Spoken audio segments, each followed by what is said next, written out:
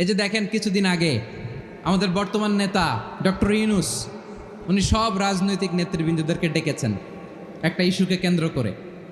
তার মানে গোটা বাংলাদেশ এক হয়ে গিয়েছে। আমরা সবাই উদ্বেলিত হয়েছি, উচ্ছ্বসিত হয়েছি, ঠিক কিনা বলেন? রাজনৈতিক নেতাদেরকে ডেকেছেন উনি, আমরা এক হয়েছি। এরপর ধর্মীয় অঙ্গনের যে লিডাররা, বিভিন্ন ধর্মের, শুধু মুসলিম না, সবাইকে ডেকেছেন, আমরা ঐক্যবদ্ধ হয়েছি। এটাকে বলে ন্যাশনাল ইউনিটি, জাতীয় ঐক্য। যে কোনো ধরনের কনস্পাইরেসি, ষড়যন্ত্র, আধিপত্যবাদ মোকাবেলায় জাতীয় ঐক্যের চেয়ে মোক্ষম হাতিয়ার আর নাই। আমাদের একটা প্রতিবেশী দেশ আছে, আমরা আমাদের দেশ নিয়ে যত ভাবি তারা তার চেয়ে বেশি ভাবে। কথা বুঝতেছেন না? আরো ভেঙে বলতে হবে। হ্যাঁ, আমরা আমাদের দেশ নিয়ে যত উদ্বিগ্ন, এদের আরো টেনশন বেশি। বলেন, আমাদের দেশে শান্তি আছে না নাই? আমরা হিন্দু মুসলিমে কখনো দাঙ্গা লাগে? আসতে বলেন, কেন লাগে? ওদের পূজা পার্বণে আমাদের মাদ্রাসার ছেলেরা যে পাহারা দেয়, চিল্লায় বলেন ঠিক কিনা? আমাদের তাফসির মাহফিলের সময় ওরা ডিস্টার্ব করে, ঢোল বাজায় না। ওদের পূজা পার্বণের সময় আমাদের তাফসির মাহফিলের ডেট হলে আমরা চেঞ্জ করে দেই। সুবহানাল্লাহ, কি সাম্প্রদায়িক সম্প্রীতির রোল মডেল। আর ওই বাংলাদেশের ব্যাপারে তারা অনেক ডিসইনফরমেশন ছড়াচ্ছিল। ভারতের অনেকগুলো গণমাধ্যম, আমি জেনারেলাইজ করব না, আমাদের প্রতিবেশী দেশের সব গণমাধ্যমকে আমি দোষ দিতে চাই না, অনেকগুলো গণমাধ্যম তারা ডিসইনফরমেশন শেয়ার করেছে। ডিসইনফরমেশন আর মিস ইনফরমেশনের পার্থক্য আছে। মিস ইনফরমেশন না জেনে ভুল বুঝে একটা মিথ্যা বা ভুল তথ্য ছড়িয়ে দেয়া, এটার ক্ষমা আছে, এটার কি আছে? আর ডিসইনফরমেশন মানে ইচ্ছা করে, প্ল্যান করে, ম্যাপ করে, ছক এঁকে মিথ্যা, গুজব, রটনা সোশ্যাল মিডিয়ায় ছড়ানো, এটার ক্ষমা আছে? আওয়াজ করে বলেন, ক্ষমা আছে? ভারতের কিছু গণমাধ্যম তাই করেছে, আমরা ব্যথিত হয়েছি, আমাদের হৃদয়ে রক্তক্ষরণ হয়েছে। আমাদের প্রতিবেশী দেশকে বলতে চাই, আমাদের দেশ নিয়ে আপনাদের ভাবার দরকার নাই, নিজের চরকায় তেল দেন, নিজের দেশ নিয়ে ভাবেন। গত মাসের ভয়েস অফ আমেরিকার রিপোর্ট, বাংলাদেশে সংখ্যালঘু জনগোষ্ঠী আগের চেয়ে বেশি নিরাপত্তা পাচ্ছে। Report voice of America, Muslim report নাকি? মুসলিম জরিপ, ভয়েস অফ আমেরিকা। কথা বোঝে নাই বোধহয়। ভয়েস অফ আমেরিকা কি আমাদের রিপোর্ট? না, ভয়েস অফ আমেরিকার জরিপ, বাংলাদেশের সংখ্যালঘু জনগোষ্ঠী আগের চেয়ে ভালো নিরাপত্তা পাচ্ছে। শুধু এখানেই শেষ না, মাইক্রোসফটের একটা জরিপ শোনাই আপনাদেরকে। তারা সারা পৃথিবীতে গুজব, ভুয়া আর মিথ্যা নিউজ ছড়ানোতে কোন দেশ সেরা একটা রিপোর্ট করেছে। এর মধ্যে 1 নম্বরে এসেছে ভারতের নাম। মাইক্রোসফট তো মুসলমানরা চালায় না? কথা বোঝে নাই বোধহয়। প্রতিবেশী দেশকে বলবো, আপনারা নিজের চরকায় তেল দেন, আপনারাও শান্তিতে থাকেন, আমাদেরকেও শান্তিতে থাকতে দেন। সব চেঞ্জ করা যায়, প্রতিবেশী চেঞ্জ করা যায় না। আমাদের ল্যান্ড তাদের ল্যান্ড, পাশাপাশি। আমরা চাই তারাও সুখে থাক, আমরাও সুখে থাকি, ঠিক কিনা? কিন্তু প্রতিবেশী হলে বন্ধুত্বপূর্ণ আচরণ করতে হয়। প্রতিবেশী যদি বন্ধু না হয়ে প্রভু হতে চায়, এরকম দানব প্রতিবেশী কেউ চায় না। ভারত যদি বন্ধুত্ব উপহার দেয়, আমরাও বন্ধুত্ব দিব, কি বলেন? তারা যদি বন্ধুসুলভ আচরণ করে, আমরাও বন্ধুত্ব উপহার দেব। কারণ আমাদের পররাষ্ট্র নীতি হচ্ছে সবার সাথে বন্ধুত্ব, কারোর সাথে বৈরিতা নয়। আলহামদুলিল্লাহ বলেন, কত চমৎকার পলিসি আমাদের। আমরা নির্বিবাদী, আমরা বাংলাদেশিরা শান্তিকামী, we are proud of that. এজন্য আমরা গর্ববোধ করি। আমাদের পররাষ্ট্র নীতি সবার সাথে বন্ধুত্ব, কারোর সাথে শত্রুতা নয়। তাই প্রতিবেশী দেশকে বলবো, আমার ভাইয়েরা, আপনারাও আমাদের ভাই, বন্ধুত্ব দিলে বন্ধুত্ব পাবেন। বন্ধুত্ব ইজ ওয়েলকাম, দাদাগিরি নয়। বন্ধুত্ব ওয়েলকাম, দাদাগিরি নয়, লাউড অ্যান্ড ক্লিয়ার। ভারত যদি বন্ধুত্ব দেখায়, বন্ধুত্ব পাবে। কিন্তু ভারত যদি বাংলাদেশে আধিপত্যবাদ বিস্তার করতে চায়, বাংলাদেশের 18 কোটি জনগণ সেটা রুখে দেবে। ভারত যদি গৌর গোবিন্দের ভূমিকায় নামতে চায়, দেশের 18 কোটি মুসলমান শাহজালালের ভূমিকায় নামবে।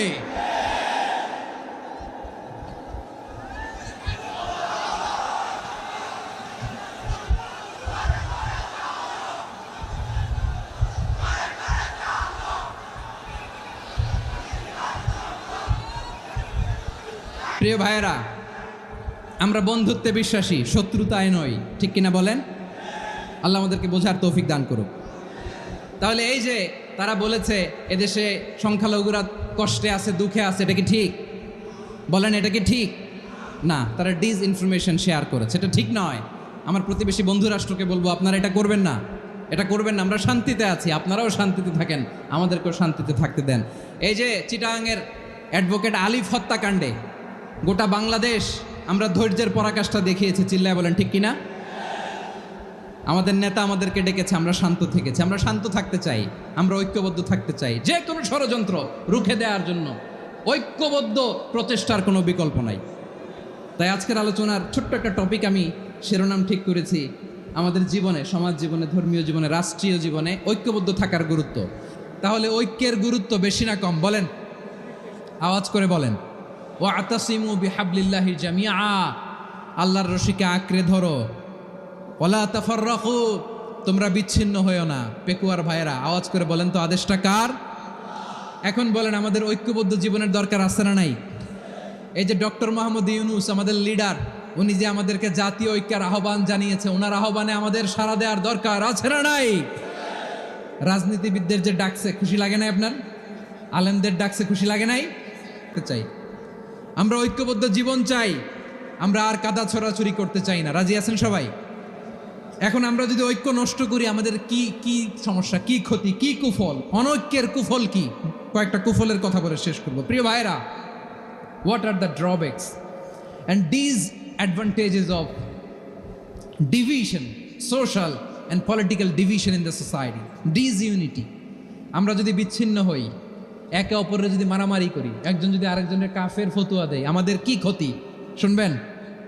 কথা কয় না, শুনবেন? এক নাম্বার ক্ষতি হচ্ছে, আমরা যদি বিচ্ছিন্ন হই, আমাদের শক্তি কমে যাবে, আমাদের পাওয়ার আমরা হারাবো। আমাদের কি হারাবো? পাওয়ার। মনে রাখবেন, যখন আমি একা থাকি তখন আমি ব্যক্তি, যখন আমরা সবাই মিলি তখন আমরা শক্তি। এই শক্তি নিয়ে আমাদের সামনে এগিয়ে যাওয়ার দরকার আছে না নাই? তাহলে আমরা যদি নিজেরা বিরোধে লিপ্ত হই, আমাদের ক্ষমতা, পাওয়ার ছুটে যাবে। আমরা এই পাওয়ার হারাতে চাই না, ঠিক কিনা বলেন? রব্বুল আলামিন ঠিক তাই বললেন। রব্বুল আলামিন বললেন, খবরদার, ওয়াতিউল্লাহ ওয়া রাসূলাহু ওয়া লা তানাযাউ ফাতাফশালু ওয়া তাযহাবা রিহুকুম ওয়াসবিরু ইন্নাল্লাহা মা'আস সাবিরিন। আল্লাহর আনুগত্য করো, নবীর আনুগত্য করো, কিন্তু খবরদার নিজেরা বিরোধে লিপ্ত হয়েও না, নিজেরা মারামারি করো না, তাহলে তোমাদের শক্তি কমায় দিবে কে? ফাতাফশালু, তোমরা সাহস হারাবা, ওয়া তাযহাবা রিহুকুম, তোমাদের শক্তি কমে যাবে, পাওয়ার কমে যাবে। তাহলে আমরা যদি নিজেরা মারামারি করি, আমরা নিজেরা যদি বিচ্ছিন্নতায় লিপ্ত হই, আমরা যদি মতানৈক্য করি, তাহলে আমাদের শক্তি কমে যাবে, ঠিক কিনা? আমরা শক্তি কমাবো।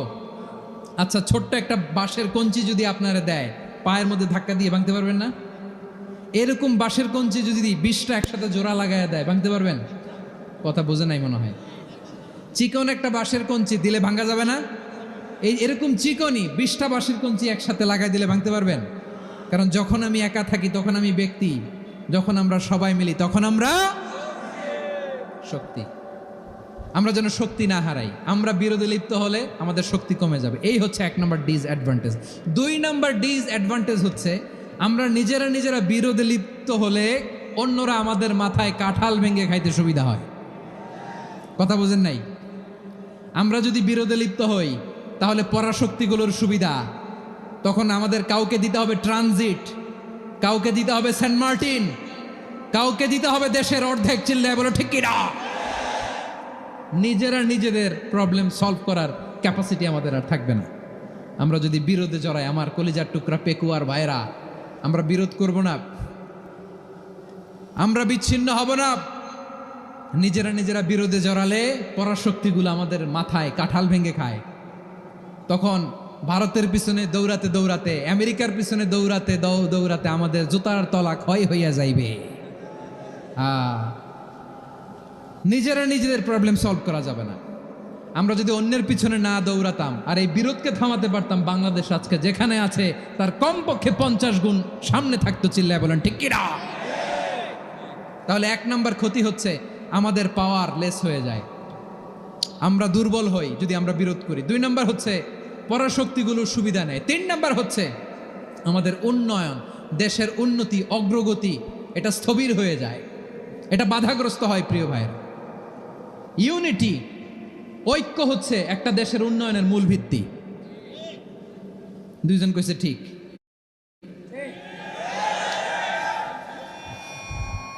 এদিকে এখন কয়েকজন কইছে ঠিক।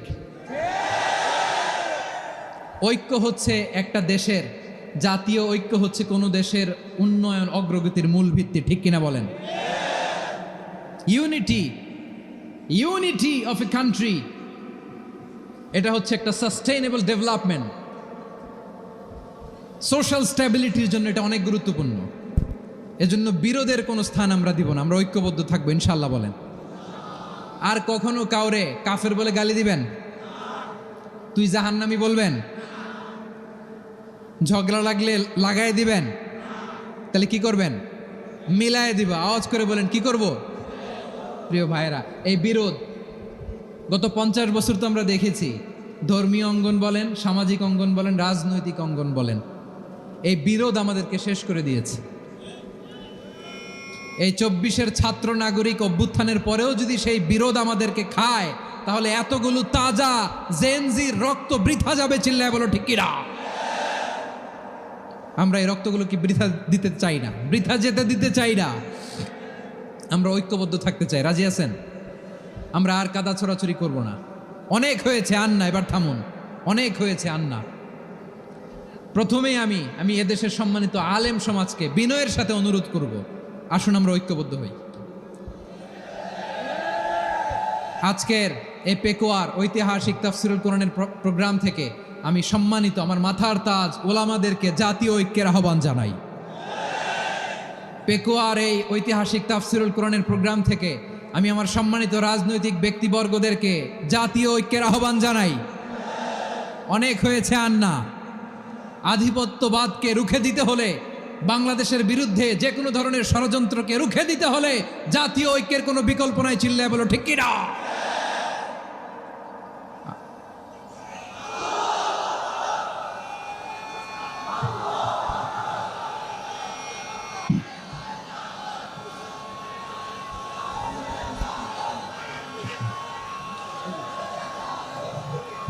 আমার প্রিয় ভাইয়েরা, আমার ভাইয়েরা,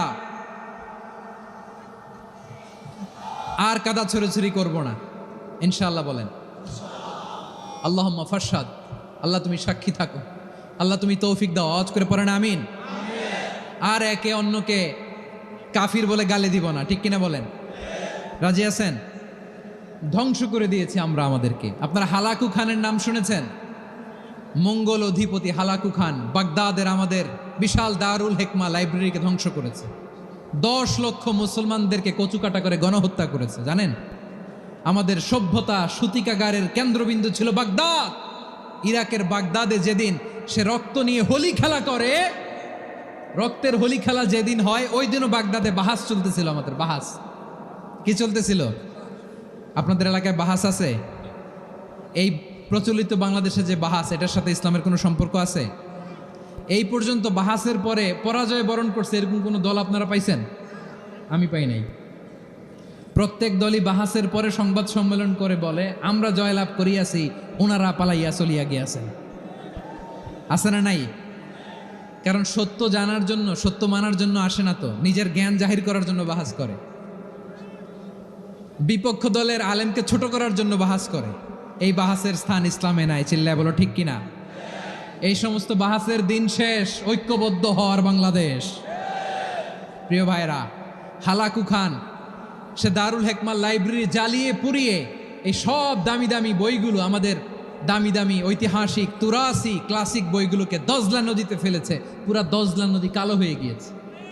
10 লক্ষ মুসলমানকে গণহত্যা চালিয়ে এই রক্তের বন্যা যখন দজলা নদীর পানিতে মিশে গিয়েছে, দজলা নদীর পানি লাল হয়ে গিয়েছে। যেই দিন বাগদাদে গণহত্যা চলে, ওই দিনও বাগদাদে বাহাস চলতেছিল। কিসের বাহাস জানেন? মেসওয়াক ডান মারি থেকে করা সুন্নাহ, এটা আমরা জানি। এখন কি উপরের মারি না নিচের মারি, বাহাসের বিষয়। এই বাহাস করবেন আপনারা। বিশ্ব যখন এগিয়ে চলেছে, আমরা তখন বসে বিবি তালাকের ফতুয়া খুঁজেছি কোরআন হাদিস চষে। তালাক ইসলামের অনেক গুরুত্বপূর্ণ অনুষঙ্গ। তালাক কোরআনের একটা সূরা। কিভাবে তালাক হবে না হবে আমাদের ফোকাহায়ে একরাম, আমাদের আকাবেররা সব বলে গিয়েছেন, সব জানা। আপনি হয় এটা মানবেন নয় ওইটা নিয়ে বাহাসের দরকার নাই, ওইটা নিয়ে মারামারির স্থান ইসলামে নাই। আওয়াজ করে বলেন ঠিক কিনা? এখন পেকুয়ার ভাইরা শেষ কথা বলি, আওয়াজ করে বলেন আমরা ঐক্যবদ্ধ হতে চাই কি চাই না? চান? এই যে আমি বিনয়ের সাথে আলেম সমাজকে জাতীয় ঐক্যের আহ্বান জানালাম, এটার সাথে আপনারা সংহতি প্রকাশ করেছেন? বিনয়ের সাথে আজকের এই পেকুয়ার ময়দান থেকে আমাদের রাজনৈতিক নেতৃবৃন্দদেরকে জাতীয় ঐক্যের আহ্বান জানাই, আপনারা সংহতি প্রকাশ করেছেন? এখন এটা রোড ম্যাপ কি, কিভাবে আমরা ঐক্য প্রক্রিয়াতে এগিয়ে যাব? শেষ কথা বলি, একেবারে সহজ। আমাদের ওলামা মাশায়েখদেরকে, আমার মাথার তাজ, তাদেরকে আমরা বলি, এই যে আমরা ঐক্যবদ্ধ হই নাই, আমরা কি বড় কিছু অর্জন করে ফেলছি? বলেন, আমরা কি খুব পাওয়ার সম্মানের জায়গায় আছি? খুব স্ট্রেংথের জায়গায় আছি? তো কিছুই তো নাই। আপনি ঐক্যবদ্ধ হইলে সমস্যা কোথায়?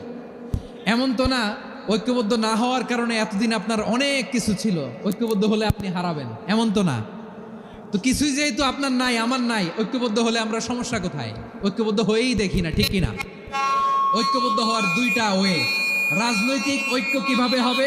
রাজনৈতিক সম্মানিত নেতারা ঠিক করবেন। আলেমরা কিভাবে ঐক্যবদ্ধ হবেন? শেষ কথা বলে শেষ করছি, খুব গুরুত্বপূর্ণ। This is the punching line. এদিকে তাকান। ঐক্য হবে দুইটা পদ্ধতিতে। একটা হচ্ছে কমন গ্রাউন্ড নিয়ে, বেসড অন কমন গ্রাউন্ড। যেমন ধরেন, আমরা নামাজ কায়েম করতে চাই, জামাত ইসলাম এই কথার উপর একমত আছে না নাই? নামাজ কায়েম হোক, একমত না জামাত ইসলাম?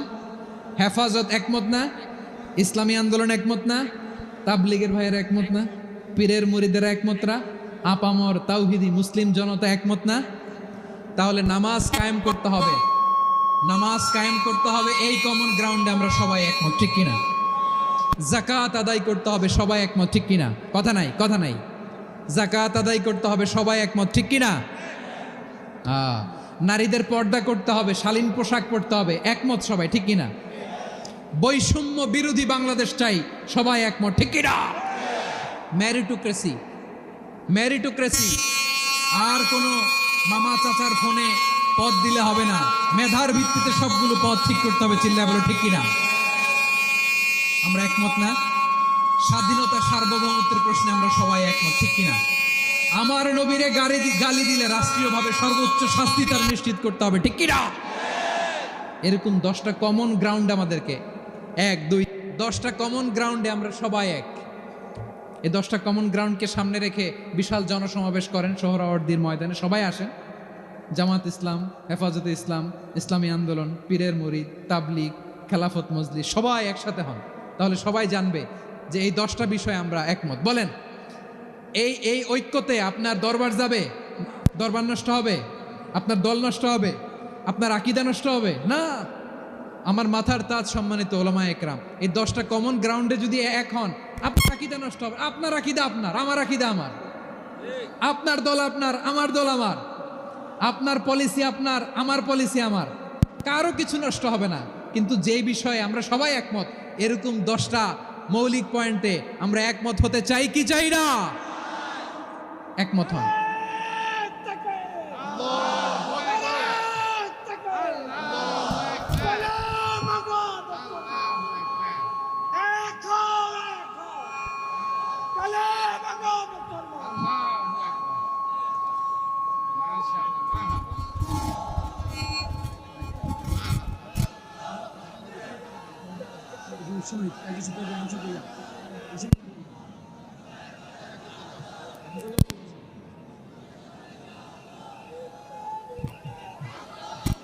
আমার পেকুয়ার ভাই